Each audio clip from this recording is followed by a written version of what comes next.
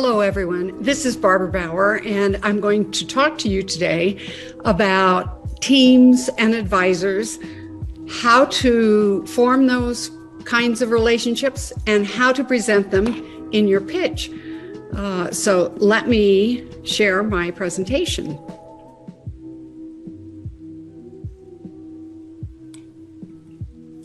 First of all, people are the most important part of your venture. It's you and your colleagues, maybe other co-founders, and of course, advisors, and then maybe a little later on the board for your venture. It would be tempting to think that that's the very first thing you should put into a pitch to investors, partners, customers, but perhaps not. As you think about your team, who's involved with you, how you are working together, I'm going to first talk about you and then co-founders, other executives. So these really are the people who are part of your day-to-day company team or venture team. And a stellar, exceptional, outstanding team has both hard and soft skills. We frequently talk a lot about the hard skills. What experience and knowledge does each person in the team have? Do you need to add someone for marketing? Do you need to add someone for your financial reporting? Those are the hard skills you need in your team. Data shows us that when new ventures fail, as many do, 60% of those failures are due to problems with your team. So you want to think carefully, get lots of good advice, analyze your requirements before you hire, recruit, or engage another founder, CFO, CEO. Softer skills are equally important. That's the shared passion for the venture that you're building. And a very, very important is a shared strategic vision. What are you going to do to get to your ultimate goal? If it's the world's best cure for cancer, you need to be sure that everyone on the team shares the vision with you about how to get there. Doesn't mean that you can't change your mind, but if there's a lot of initial disagreement about the path that you will take, that can create problems.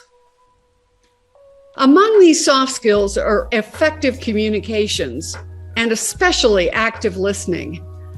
If you are someone that hasn't had a lot of practice in active listening, it would be good to find an opportunity for a workshop so that you can learn about and develop those active listening skills. Conflict resolution, key. There's no venture I have ever met or talked with that did not have conflicts among the team. How you resolve those conflicts is going to be key to your success as a venture. And diversity. If everyone on your team looks like you, went to the same schools as you, has the same background as you, you're eliminating 99% of the information, perspectives, and experience that might be helpful to your team. So consider diversity from experience in gender. You need to have men and women on your team. This brings better results, and the research is clear about this. Now, how to present your team in an actual pitch. Do you do it right at the beginning? Here's who I am. Here's my experience. This is Joe and Mary and Kevin. Do you do it right after the problem description? Or do you hold that information to the end to really close the deal because everyone who's listening will be so impressed with your skills and your team's experience? Well, you need to think like an investor or whomever is in your audience. Team skills and experience are relevant once the problem, solution, technology, markets are understood. You may need someone who's a whiz at social media marketing, depending on your product. You may need someone who knows biochemistry and has patents on a certain kind of pharmaceutical, depending on the problem you're solving. So describe those first. Then place your team slides after that key information. So now they know that you need someone who's a PhD in biochem with this particular pharmaceutical background, and you have Dr. XYZ who has that. Now it's relevant because it's clear that's the technology they're going to be investing in. When you present the team, you need to include also advisors in this sort of team slide or slides in your pitch. You need to talk about yourself and co-founders and executives in the first of the team advisor slide section in your deck. After that, you might have a slide on advisors, or if you have a formal board, you do need to have a slide that describes that formal board. We're going to talk a little bit more about informal advisors and then how to make them more formal and then what a formal board is.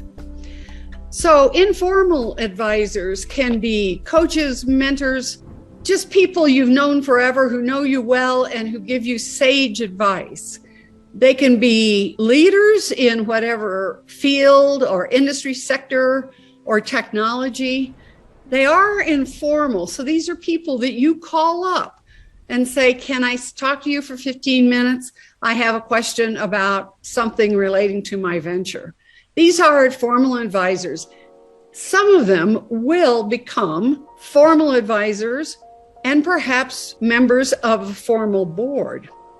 And being an informal advisor is a good way to learn about and decide if someone who's an informal advisor would be an effective board member. Formal advisors can be paid. Some of them might be paid by the engagement, by the hour, or in some other way. They should be managed somewhat formally, perhaps not as formally as your board of directors, but you should realize that you are utilizing their time for a specific benefit to your venture. And in order to do that, you need to respect their time, have formal agendas when you meet with them. They may meet as a group or not, but as you are approaching a formal board of directors, it's probably likely that you might have more formal meetings with your advisors. And advisors are specifically selected because they help you with something that is essential for your venture. Moving on to a formal board, and usually this board is organized when you are looking for investment. You may have done it before, but frequently in the term sheet for investors will be a description of how large the board is, who's on it, how the board will be compensated, and when, after this investment is signed, will these board members be identified and put on the board. They're typically paid through cash and equity. The cash is usually very small or non-existent in the early stages of a venture. Some of your board may have slightly different compensation than others, depending on what they are bringing to the board. You should create a skills matrix of the skills, experience that you need on your board to really be a successful venture. Usually the lead investor of whatever round of investment you're seeking will be on the board as part of the contract for that investment. You do want to have an odd number of board members, including you, because you want a vote to be able to be determined and not have a tie. Now, in a typical pitch deck, we've talked about problem and solution. In our next session, we'll talk about traction and IP. You move on down here and you will see team and advisors about 3/4 of the way through the deck. And that's really a pretty ideal spot to display information in a pitch about your team and advisors. And you're going to have to be pretty crisp about it. So you could do something like this. This is my colleague Peter Adams and Dave Harris and Kevin Kudra, all on Rocky's Venture Club in Colorado. They are exceptionally talented and experienced colleagues, but this is a boring slide. It has too many words on it. No one will remember anything from this slide. Be much better to do something like this. This shows Alicia as the CEO. It has photographs, because if you're pitching, whether in person or in a virtual call, you want people to recognize the faces of key people on your team.